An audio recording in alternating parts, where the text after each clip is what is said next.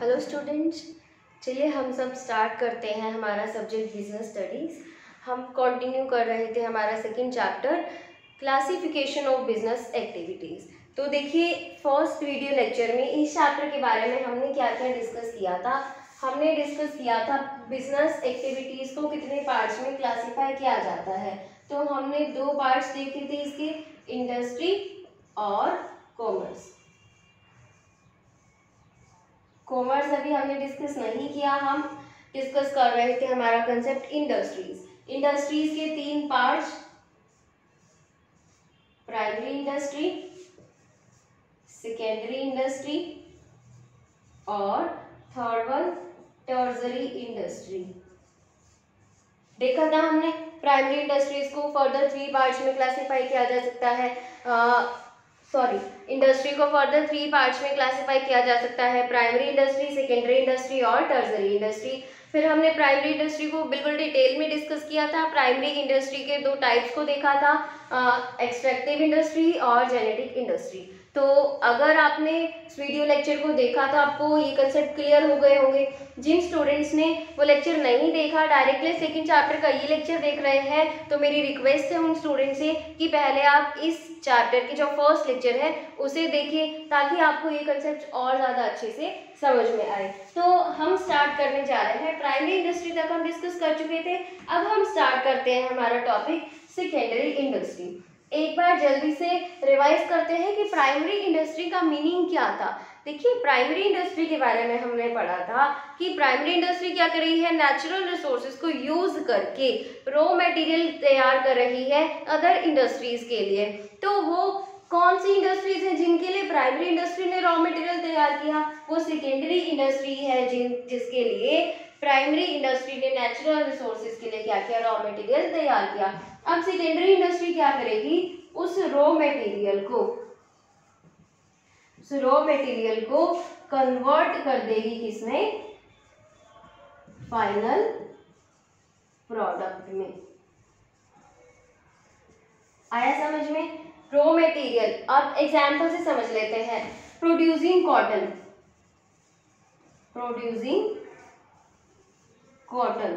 क्या है ये? Producing cotton is an activity of primary industry. जानते हैं आप सब, कॉटन प्रोड्यूस करना किसका काम है? प्राइमरी इंडस्ट्री का काम है। अब मैन्युफैक्चरिंग क्लोथ फ्रॉम कॉटन, ये किस इंडस्ट्री के अंडर आएगा? ये आएगा हमारा सेकेंडरी इंडस्ट्री के अंडर। तो प्राइमरी इंडस्ट्री ने जिन थिंग्स को, गुड्स को प्रोड्यूस किया था, वो थिंग्स या वो गुड्स सेकेंडरी इंडस्ट्री के लिए रॉ मटेरियल बन जाएंगे। और सेकेंडरी इंडस्ट्री हमारे जो मैन पावर है या फिर जो लेबर है और मशीन्स हैं, टूल्स हैं, इन सबको यूज करके हमारी जो सेकेंडरी इंडस्ट्री है वो क्या कर देगी, उस रॉ मटेरियल को कन्वर्ट कर देगी किसमें, फाइनल प्रोडक्ट में। तो आई होप आपको इस सेकेंडरी इंडस्ट्री का मतलब समझ में आया होगा। सेकेंडरी इंडस्ट्री क्या कर रही है, प्राइमरी इंडस्ट्री ने जो रॉ मटेरियल प्रोवाइड किया उसको यूज करके मैन और मशीन की हेल्प से उस रॉ मटेरियल को फाइनल प्रोडक्ट में कन्वर्ट किया जा रहा है। तो अब हम देखते हैं सेकेंडरी इंडस्ट्रीज को फर्दर किन पार्ट्स में क्लासिफाई किया जा सकता है। सेकेंडरी इंडस्ट्री जो है हमारी, उसे हम फर्दर टू पार्ट्स में क्लासिफाई कर सकते हैं। तो देखिए, फर्स्ट जो पार्ट रहता है हमारा वो होता है मैन्युफैक्चरिंग इंडस्ट्री और दूसरा रहता है हमारा कंस्ट्रक्टिव इंडस्ट्री। तो देखिए, इन दोनों को हम डिटेल में डिस्कस करते हैं। दो पार्ट्स आए हमारे सेकेंडरी इंडस्ट्री के, एक तो मैन्युफैक्चरिंग इंडस्ट्री और दूसरा कंस्ट्रक्टिव इंडस्ट्री। तो देखिए सबसे पहले हम देखते हैं मैन्युफैक्चरिंग इंडस्ट्री के बारे में। नाम से ही क्लियर हो रहा है, दोनों इंडस्ट्री का जब आपको नाम बताया जाए तो ज़्यादा कुछ इसमें बताने की जरूरत ही नहीं रहती। नाम से क्लियर है, कंस्ट्रक्टिव इंडस्ट्रीज मतलब जहाँ पर कंस्ट्रक्शन वर्क किया जाता है, यानी कि डिफरेंट इंडस्ट्रीज ने जो रॉ मटेरियल तैयार किए उनको यूज करके मतलब कुछ कंस्ट्रक्ट कर दिया, that is fixed in nature, तो वो कंस्ट्रक्टिव इंडस्ट्री में आएगा। चलो फिर भी डिटेल में हम इसको डिस्कस करेंगे। मैन्युफैक्चरिंग इंडस्ट्री क्या है, अभी जो हमने डिस्कस किया, मैन और मशीन, मैन पावर और मशीन टूल्स इक्विपमेंट्स की हेल्प से हम क्या करते हैं, रॉ मटेरियल को कन्वर्ट कर रहे हैं किसमें, फाइनल प्रोडक्ट में। तो ये सारा काम किसमें आएगा, हमारा मैन्युफैक्चरिंग इंडस्ट्री में आएगा। मैन्युफैक्चरिंग इंडस्ट्री क्या करती है, देखिए मैन्युफैक्चरिंग इंडस्ट्री हेल्प लेती है दो तरह के रिसोर्सेज से, एक तो हमारे ह्यूमन रिसोर्सेज, ह्यूमन रिसोर्सेज मतलब हमारे जो वर्कर्स हैं, ठीक है। दूसरा जो हमारे फिजिकल रिसोर्सेज हैं, फिजिकल रिसोर्सेज कौन कौन से हो सकते हैं, हमारे मशीन है, प्लांट्स हो सकते हैं, ठीक है, इक्विपमेंट्स हो सकते हैं, औजार वगैरह जो यूज किए जा रहे हैं। तो इन दोनों की हेल्प से मैन्युफैक्चरिंग इंडस्ट्री क्या कर रही है, रॉ मटेरियल को कन्वर्ट कर रही है एक प्रोसेस के साथ, किसमें, फाइनल प्रोडक्ट में। तो मैन्युफैक्चरिंग इंडस्ट्री का कंसेप्ट समझ में आया। अब ये जो मैन्युफैक्चरिंग इंडस्ट्री है इसे फर्दर 4 पार्ट्स में डिवाइड किया जा सकता है। तो देखिए कौन कौन से 4 पार्ट्स हैं जिनमें मैन्युफैक्चरिंग इंडस्ट्री को हम क्या करते हैं, क्लासिफाई करते हैं।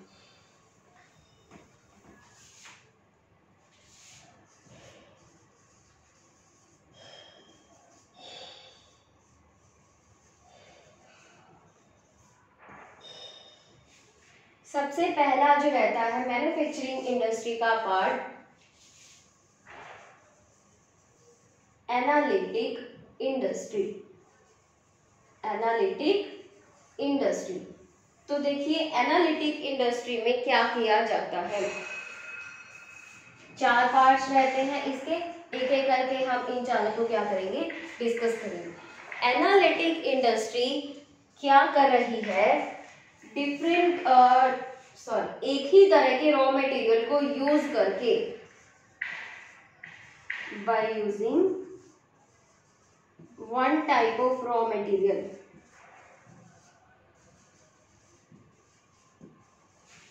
एक ही तरह का रॉ मटेरियल यूज किया और उससे मैन्युफैक्चर किए जाते हैं डिफरेंट हमारे final products, different final products are manufactured. देखिए फिर से समझते हैं, एनालिटिक इंडस्ट्री क्या काम कर रही है, एक ही तरह के रॉ मटेरियल को यूज करके अलग अलग तरह के फाइनल प्रोडक्ट्स बना रही है, यानी कि रॉ मटेरियल जो हमने यूज किया वो एक ही था और उससे हमने एक से ज्यादा प्रोडक्ट बना दिए। तो वो जो एक्टिविटीज है वो किस में इंक्लूड की जाएंगी, एनालिटिक इंडस्ट्री में, ठीक है। तो एग्जाम्पल क्या हो सकता है इसका, जैसे कि क्रूड ऑयल, सुना होगा आपने, पढ़ा भी होगा, कच्चा तेल, इससे क्या क्या बनाया जाता है, पेट्रोल बनाया जाता है, डीजल बनाया जाता है, गैसोलीन वगैरह। तो रॉ मटेरियल एक था क्रूड ऑयल और फाइनल प्रोडक्ट एक से ज्यादा निकल करके आए। एक क्रूड ऑयल से, एक ही तरह के रॉ मटेरियल से हमने अलग अलग तरह के फाइनल प्रोडक्ट्स को बना दिया, और वो फाइनल प्रोडक्ट्स कौन कौन से, पेट्रोल हो सकता है, डीजल हो सकता है, गैसोलीन हो सकता है। तो ये था इसका एग्जाम्पल कि हमने रॉ मटेरियल एक तरह का यूज किया और जो फाइनल प्रोडक्ट निकले वो एक से ज्यादा निकले। तो समझ में आया एनालिटिक इंडस्ट्री। अब इसके बाद एक और टाइप हम देखते हैं इसका, प्रोसेसिंग इंडस्ट्री, प्रोसेसिंग इंडस्ट्री। अब देखिए प्रोसेसिंग इंडस्ट्री क्या काम कर रही है, प्रोसेसिंग इंडस्ट्री में क्या किया जाता है, अलग अलग मशीन्स को यूज करके, मतलब बड़े बड़े मशीन्स, बड़े बड़े प्लांट्स को यूज करके क्या किया जाएगा, प्रोसेसिंग की जाएगी और रॉ मटेरियल को कन्वर्ट कर दिया जाएगा किसमें, हमारे फाइनल प्रोडक्ट में। अगर आप कभी किसी इंडस्ट्री में, किसी फैक्ट्री में अगर गए हो तो आपने देखा होगा बड़े बड़े प्लांट्स होते हैं, या फिर कभी आपने इस तरह से टीवीज वगैरह में या फिर फोन में, इंटरनेट वगैरह पे भी देखा होगा कि किसी इंडस्ट्री में, किसी फैक्ट्री में बहुत ही बड़े प्लांट्स होते हैं, जिसमें होता है ना कि एक प्रोसेसिंग हुआ, उसके बाद ऑटोमेटिकली वो जो चीज़ है वो नेक्स्ट प्रोसेसिंग के लिए जाती है, ऑटोमेटिकली फिर नेक्स्ट प्रोसेसिंग के लिए, और इस तरह से हमें फाइनल प्रोडक्ट मिल जाता है। तो ये है प्रोसेसिंग इंडस्ट्री, मतलब जहां पर डिफरेंट प्रोसेसेस के बाद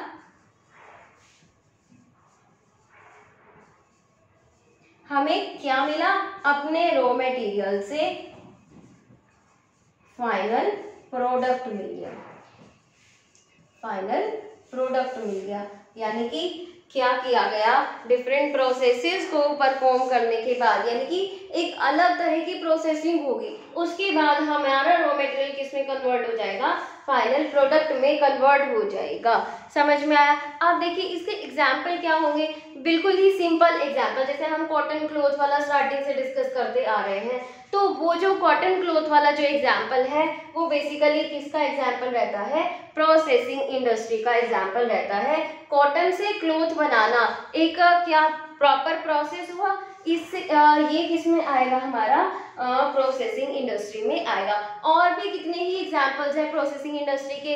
अब जैसे कि ये मार्कर बनाया गया, मार्कर बनाने वाली इंडस्ट्री क्या बोला जाएगा, प्रोसेसिंग इंडस्ट्री बोला जाएगा, क्योंकि देखिए ये मार्कर बनाने के लिए डिफरेंट डिफरेंट प्रोसेसेस को किया गया होगा कि इसका जो आउटर पार्ट है या इसका जो मतलब इनर पार्ट है, ये सब बनाना है, कैप बनाना है, तो ये सब प्रोसेस रही होगी।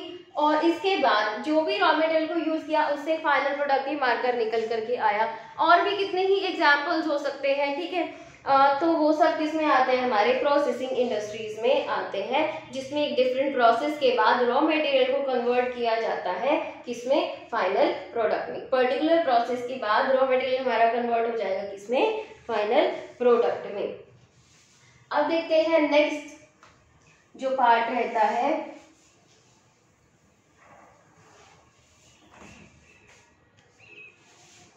थर्ड पार्ट जो रहता है हमारा मैन्युफैक्चरिंग इंडस्ट्री का, दैट इज सिंथेटिक इंडस्ट्री। क्या है synthetic industry?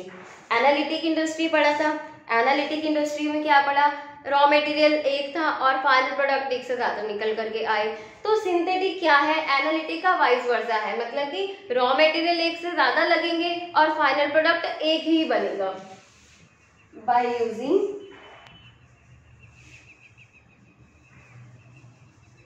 different types of raw material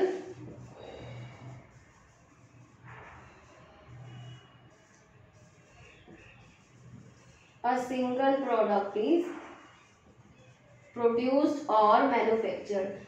एक से ज्यादा तरह के रॉ मटेरियल्स को यूज करके एक ही तरह का प्रोडक्ट निकल करके आया।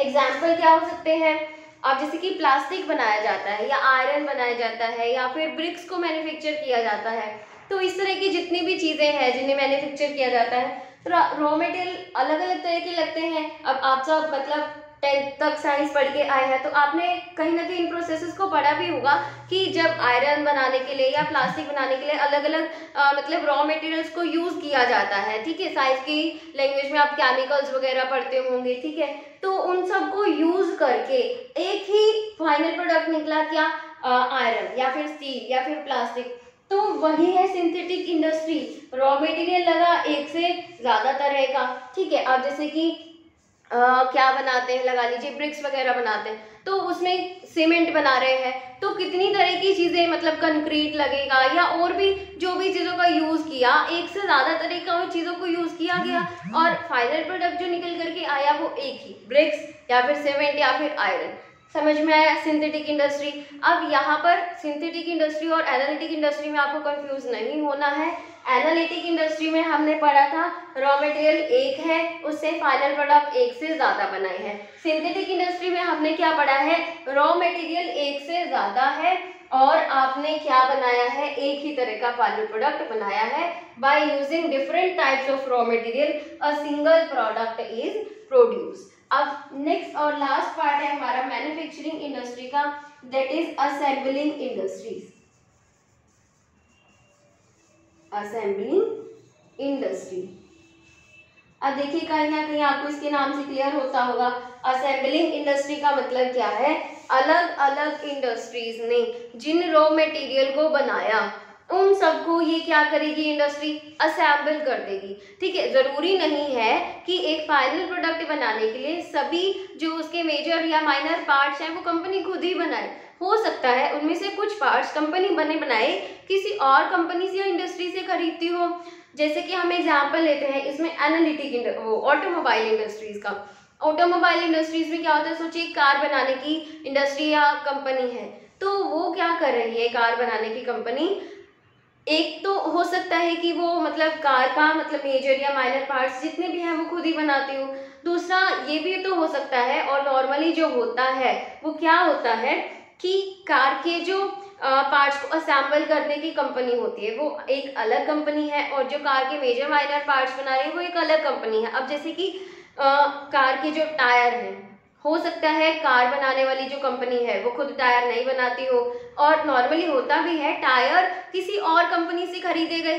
ठीक है, उस कंपनी में तो सिर्फ कार की बॉडी बनाई गई, और कार के लिए जो इंजन है वो भी किसी और कंपनी से खरीदा गया, और कार पर जो मतलब मिरर्स वगैरह लगे होते हैं वो भी कंपनी ने खुद नहीं बनाए, वो भी कहीं और से खरीदे हैं। तो अलग अलग पार्ट्स को उस कार बनाने की कंपनी ने खरीद लिया, टायर खरीद लिए, इंजन खरीद लिया, मिरर्स खरीद लिए। अब वो कंपनी क्या करेगी, खाली कार का जो मतलब बॉडी है वो तैयार करके उन सभी पार्ट्स को क्या कर देगी, असेंबल कर देगी। तो उसे क्या बोला गया, असेंबलिंग इंडस्ट्री बोला गया। तो असेंबलिंग इंडस्ट्री का कंसेप्ट समझ में आया। क्या किया जाता है कि जो डिफरेंट पार्ट्स हैं जो अलग अलग कंपनीज ने, अलग अलग इंडस्ट्रीज ने बनाए, उन इंडस्ट्री से उन पार्ट्स को ला करके असेंबल कर दिया जाता है, जोड़ दिया, इकट्ठा कर दिया, तो वो क्या कहलाएगी, असेंबलिंग इंडस्ट्री कहलाएगी। तो यहाँ पर हमने मैन्युफैक्चरिंग इंडस्ट्री को देखा। मैन्युफैक्चरिंग इंडस्ट्री के हमने 4 पार्ट्स को देखा। देखिए कौन कौन से हमने 4 पार्ट्स को देखा, एक बार फिर से देख लेते हैं। सेकेंडरी इंडस्ट्री हम डिस्कस कर रहे थे,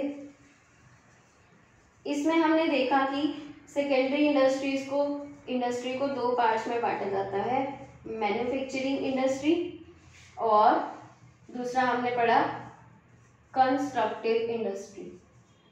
मैन्युफैक्चरिंग इंडस्ट्री को आगे 4 पार्ट्स में बांटा जाता है, और ये 4 पार्ट्स कौन कौन से होंगे, एक सबसे पहला जो हमने देखा था वो था एनालिटिक इंडस्ट्री, दूसरा हमने देखा प्रोसेसिंग इंडस्ट्री, थर्ड जो हमने देखा वो था सिंथेटिक इंडस्ट्री, और चौथा जो हमने किया वो असेंबलिंग इंडस्ट्री।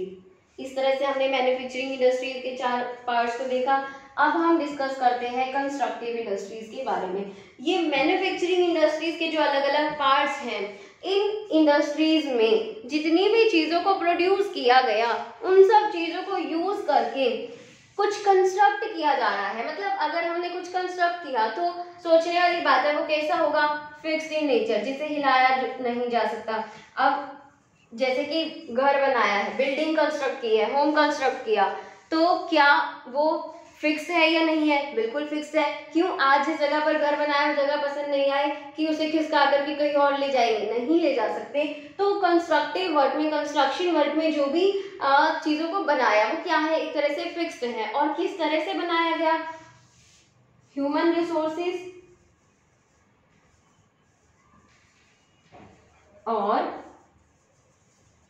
फिजिकल रिसोर्सेज को यूज करके। अब ह्यूमन रिसोर्सेज कौन है यहाँ पर, हमारे जो वर्कर्स हैं, ठीक है, और इसमें इंजीनियर्स भी इंक्लूड हो सकते हैं। और फिजिकल रिसोर्सेज क्या है हमारे यहाँ पर, जब हमने मैन्युफैक्चरिंग इंडस्ट्री को देखा था तो हमारे फिजिकल रिसोर्सेज क्या थे, मशीनरी हो सकती है, प्लांट हो सकते हैं, प्लांट और इक्विपमेंट्स हो सकते हैं। अब यहाँ पर फिजिकल रिसोर्सेज क्या होंगे, रॉ मटेरियल,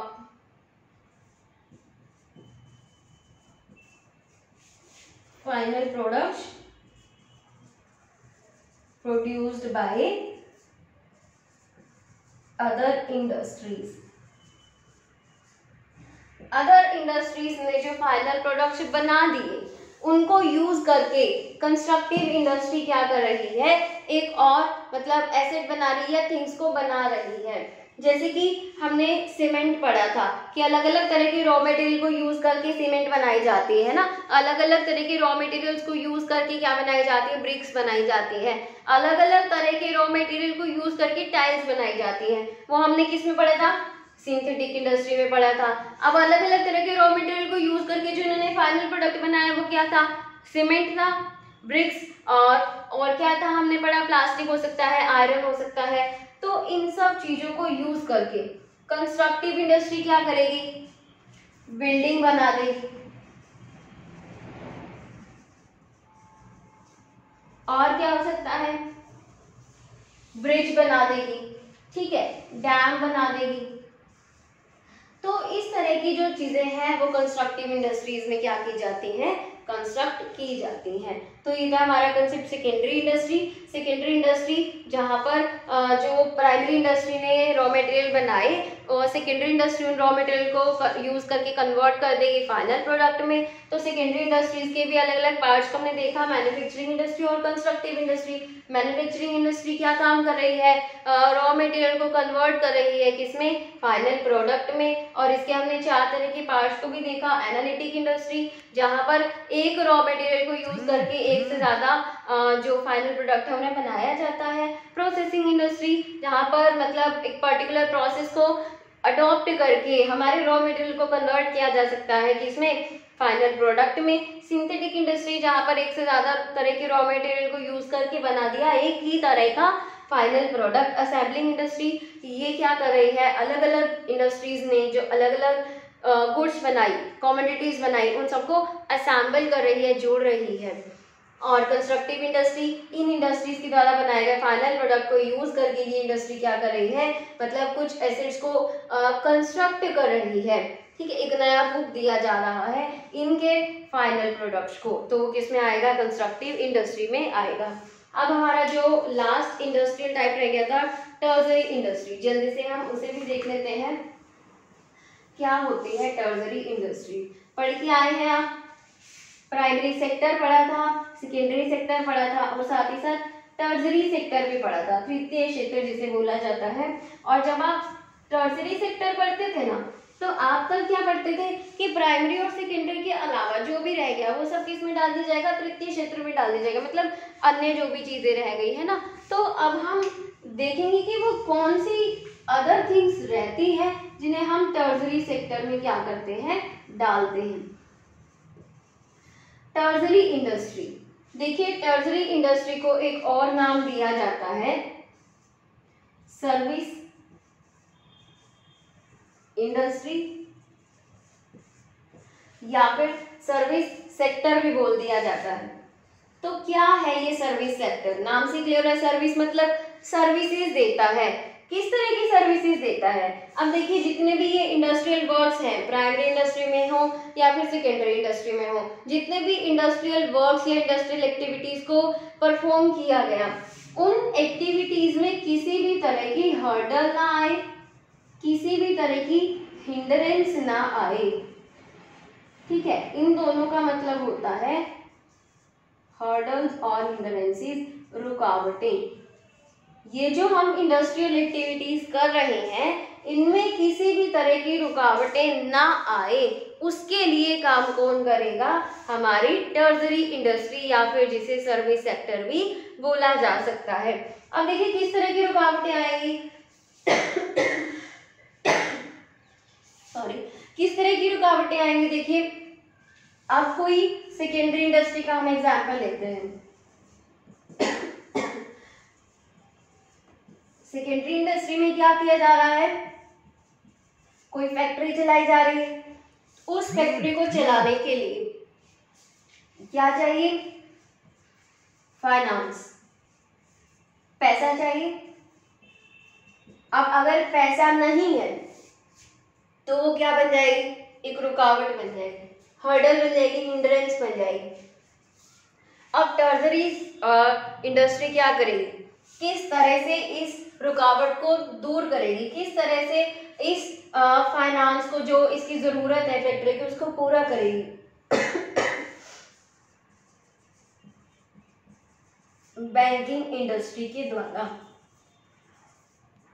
जो बैंक्स खुले हैं वो किस में आएंगे, हमारे टर्जरी इंडस्ट्री में आएंगे। वो क्या कर रहे हैं, प्राइमरी इंडस्ट्री और सेकेंडरी इंडस्ट्री के कामों में अगर रुकावट आती है कि उनके पास पैसा नहीं है तो ये क्या करेंगे, इनको लोन देंगे, पैसा प्रोवाइड करेंगे, फाइनेंस देंगे, जिससे इनकी रुकावट दूर हो गई और अब ये अपना जो एक्टिविटीज़ हैं उसे स्मूथली परफॉर्म कर सकते हैं, मतलब बिना किसी रुकावट के इन एक्टिविटीज़ को परफॉर्म किया जा सकता है। और कौन कौन सी रुकावटें आती हैं, स्टोरेज। अब हमने फैक्ट्री बना दी जहाँ पर प्रोडक्शन होता है, यहाँ पर कॉटन से क्लोथ बनाए जा रहे हैं। अब कितना सारा क्लोथ बन करके रेडी हो गया, रखने की जगह ही नहीं है, कहाँ रखें, साथ साथ बिकेगा भी नहीं वो। तो जो हमने प्रोडक्ट्स बनाए, गुड्स बनाए, उनको स्टोर करके रखने की ज़रूरत है। अब स्टोर करके रखने की अगर जगह ही नहीं है, हमारे पास प्लेस ही नहीं है, तो वो भी क्या है, एक हिंड्रेंस है, रुकावट आ गई ना, प्रॉब्लम क्रिएट हो गई। तो अब कौन हेल्प करेगा, टर्जरी इंडस्ट्री क्या करेगी, वेयर हाउसेस बनाएगी। किसके थ्रू, इस स्टोरेज की जो फैसिलिटी है कैसे प्रोवाइड कराएगी टर्जरी इंडस्ट्री, वेयर हाउसेस के द्वारा। वेयर हाउसेस बनाए जाएंगे जहां पर ये जो सेकेंडरी इंडस्ट्री है इनमें जिन प्रोडक्ट्स को बनाया गया उनको क्या किया जा सकता है, स्टोर करके रखा जा सकता है। और क्या क्या रुकावट आ सकती है, अब एक फैक्ट्री है, ठीक है, मैं फैक्ट्री लगाना चाहती हूँ लेकिन मैं तो डर की बैठ गई क्यों, मुझे लग रहा है कि रिस्क है भाई, कोई भी मिस हैपनिंग हो सकती है, कुछ भी हो सकता है, तो ऐसे में क्या होगा, मेरा तो बहुत बड़ा नुकसान हो जाएगा। तो जब मैं फैक्ट्री लगाने लगी तो मेरे को एक रुकावट फील हुई, दैट वाज रिस्क। रिस्क है बहुत बड़ा, कुछ मिस हैपनिंग हो गई तो कौन कवर करेगा, टर्जरी इंडस्ट्री फिर सामने आई, क्या लेकर के, इंश्योरेंस इंडस्ट्री को लेकर के। इंश्योरेंस इंडस्ट्री मतलब जितनी भी इंश्योरेंस कंपनीज हैं वो किस में आएंगी, टर्जरी इंडस्ट्रीज में आएंगी, जितनी भी वेयर हाउसेज इंडस्ट्रीज है वो टर्जरी इंडस्ट्रीज में आएंगी। तो इंश्योरेंस कंपनी ने क्या किया, मेरी फैक्ट्री का इंश्योरेंस किया, मतलब कि मेरे रिस्क को किसने ले लिया, इंश्योरेंस कंपनी ने ले लिया। तो टर्जरी सेक्टर ने, टर्जरी इंडस्ट्री ने इस रुकावट को भी क्या कर दिया, दूर कर दिया। अब और क्या हो सकता है, और देखिए, अब प्रोडक्शन करके रख दिया, फैक्ट्री में जितना भी प्रोडक्शन हुआ उसको पहुंचाना था बहुत दूर बैठे कस्टमर के पास। अब इस दूर बैठे कस्टमर तक कैसे फैक्ट्री अपनी चीजें पहुंचाएगी, अब ये भी एक रुकावट है। प्रोडक्शन करके रखते जाओ, एक दिन वेयर हाउसेज में भी जगह नहीं बचेगी अगर कस्टमर्स के पास प्रोडक्ट नहीं पहुंचा जाए तो यहाँ पर टर्जरी इंडस्ट्री ने हेल्प की ट्रांसपोर्ट फैसिलिटी देकर। तो जितनी भी ट्रांसपोर्ट इंडस्ट्रीज हैं वो किस में इंक्लूड होंगी, हमारी टर्जरी इंडस्ट्री में इंक्लूड होंगी। ट्रांसपोर्ट की हेल्प से जो प्रोडक्ट बनाए थे, जो प्रोडक्शन हुआ था वो किस तक पहुंचेगा, हमारा कंज्यूमर्स तक पहुंच जाएगा। तो अलग अलग तरह की जो रुकावटें आई वो कौन दूर करेगा, हमारी टर्जरी इंडस्ट्री। वेरियस हिंड्रेंसेस और hurdles can be removed by tertiary industries or with the help of banking industry, warehousing, insurance और ट्रांसपोर्ट इंडस्ट्रीज। तो इसी तरह की ये जो टर्सरी इंडस्ट्रीज में इंडस्ट्रीज इंक्लूड की जाती हैं जिससे कि अदर इंडस्ट्रीज की जो हर्डल्स है, जो हिंड्रेंसेस है, उनको रिमूव किया जा सके। तो ये था हमारा concept, primary industry, secondary industry और टर्सरी इंडस्ट्री। तीन तरह की हमने इंडस्ट्रीज को देखा और इनके कंसेप्ट को हमने समझा। अब एक जो कंसेप्ट हमारा छूट गया था हम उसे जल्दी से डिस्कस कर लेते हैं कि अब ये जो इंडस्ट्रीज हैं ये क्या बना रही हैं, गुड्स बना रही हैं। तो ये जो गुड्स बनाई इंडस्ट्रीज में, ये कितने तरह की गुड्स होती हैं इन्हें हम देखते हैं। हाँ जी, तो ये जो गुड्स बनाई इंडस्ट्रीज ने, अलग अलग इंडस्ट्रीज ने, वो कितनी तरह की गुड्स बनाई, देखिए तीन तरह की गुड्स होती हैं। सबसे पहला हम बोलते हैं प्रोड्यूसर्स गुड्स, या फिर इसे एक और नाम दिया जाता है कैपिटल गुड्स। सेकंड कंज्यूमर्स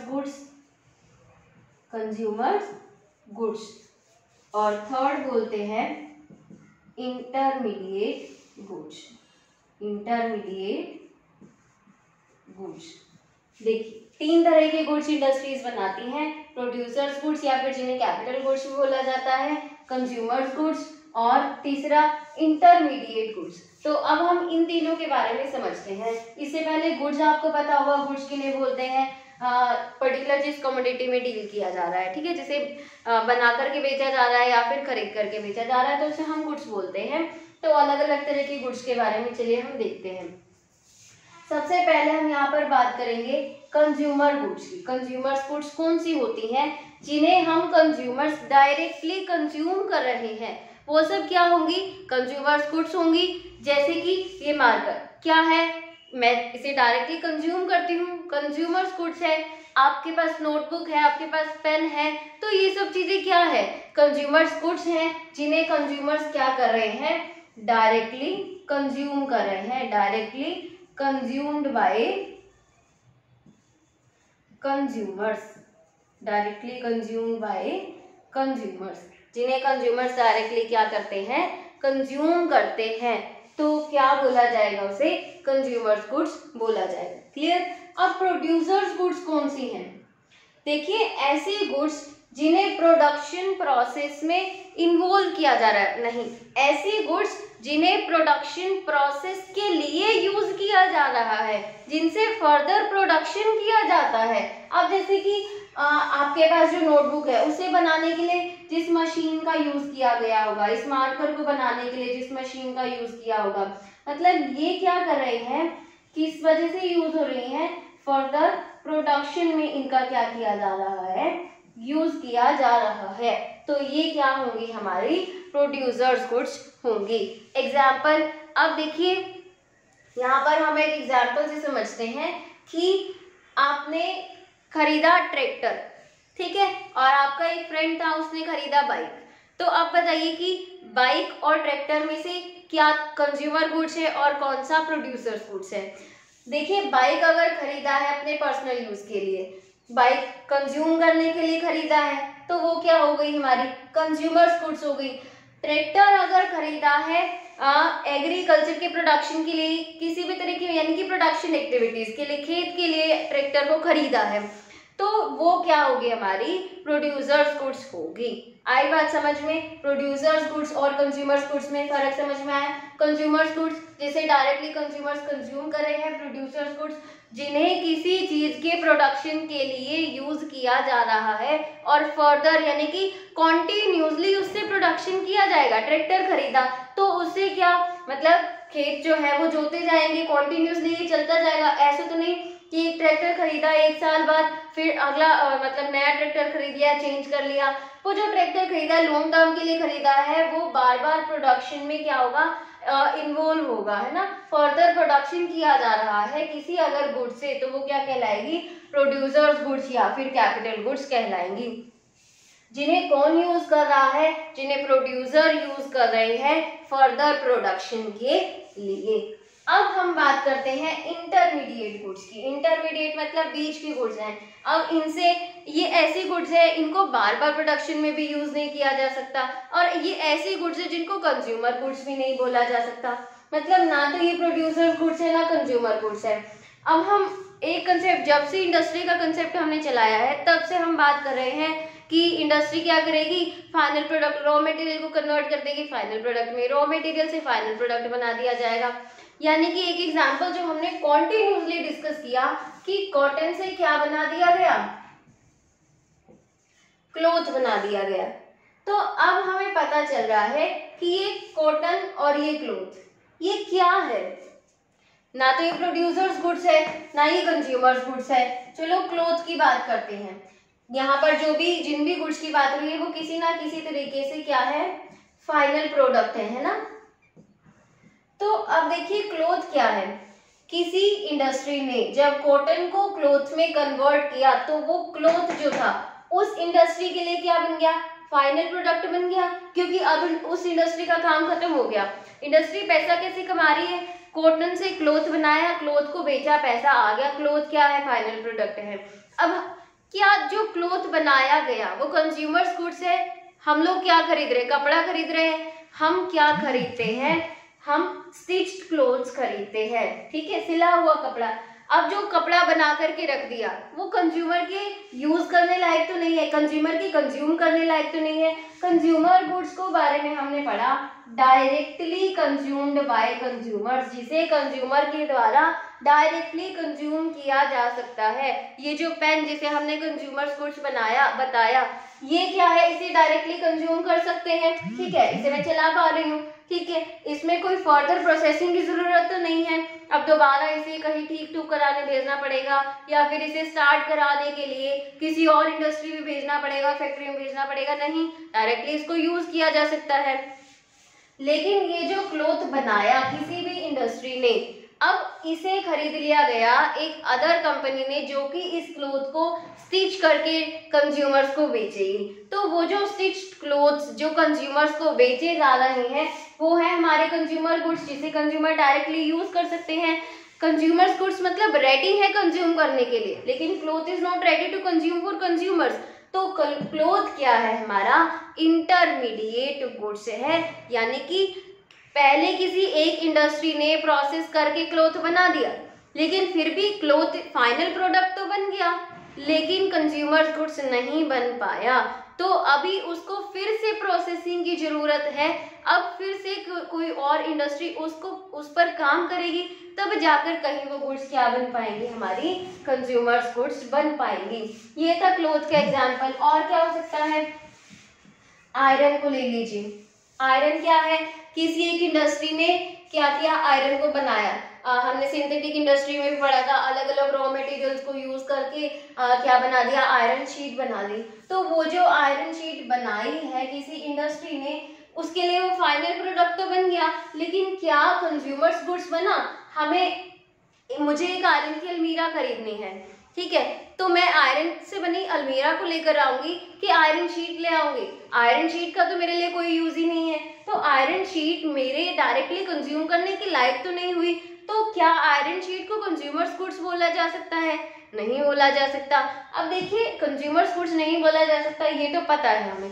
क्या इसे प्रोड्यूसर्स गुड्स बोला जा सकता है, इसे प्रोड्यूसर्स गुड्स नहीं बोला जा सकता।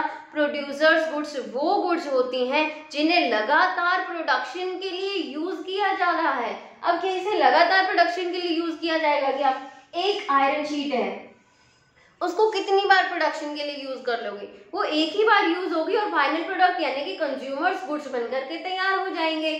तो क्या है ये, ना ही तो प्रोड्यूसर्स गुड्स हैं जो लगातार प्रोडक्शन के लिए काम में लाया जा रहा है, ना ही ये कंज्यूमर्स गुड्स है जिन्हें डायरेक्टली कंज्यूमर्स यूज कर सके। ये क्या है, इंटरमीडिएट गुड्स हैं, कुछ हद तक कंज्यूमर के यूज करने लायक बन चुकी है, लेकिन कंज्यूमर इसे डायरेक्टली यूज कर सके इसके लिए इसको फिर से तैयार करना पड़ेगा। फिर से एक इंडस्ट्री इस आयरन शीट को खरीदेगी, इस आयरन से अलग अलग चीजों को बनाया जाएगा, लाइक आयरन की अलमीरा बनाई, तो वो जो आयरन से बनी अलमीरा है अब वो रेडी है कंज्यूमर्स के यूज के लिए, तो वो क्या बन जाएगी, हमारी कंज्यूमर्स गुड्स बन जाएगी।